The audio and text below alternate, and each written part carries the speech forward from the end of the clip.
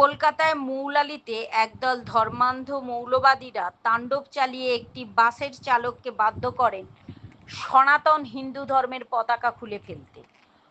Police সেখানে দাঁড়িয়ে থেকে প্রশ্রয় দেবে সম্পূর্ণ বিষয়টা? হিন্দুরা কি পশ্চিমবঙ্গের দ্বিতীয় শ্রেণীর নাগরিক, নাকি পশ্চিমবঙ্গ পাকিস্তান হয়ে গেছে? স্বাধীনভাবে ধর্মাচরণের অধিকার হিন্দুদের নেই?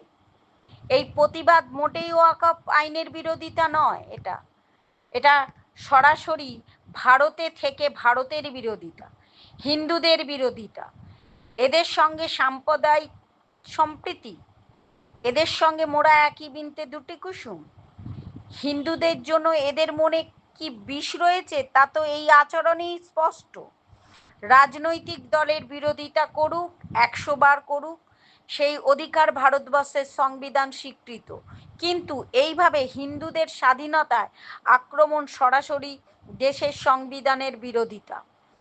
আজ বাস থেকে হিন্দু ধর্মের পতাকা খুলে নিচ্ছে, কাল তো বাড়ি ঢুকে সন্ধ্যাবেলায় শাঁখ বাজানো, প্রদীপ জ্বালানো, মায়েদের সিঁদুর শাঁখা পলা পরে রাস্তায় বেরোনো বন্ধ করবে। সজাগ হন হিন্দুরা, ঐক্যবদ্ধ হন হিন্দুরা। এর জবাব রাজ্যের পুলিশ মন্ত্রী তথা মুখ্যমন্ত্রীকে দিতে হবে।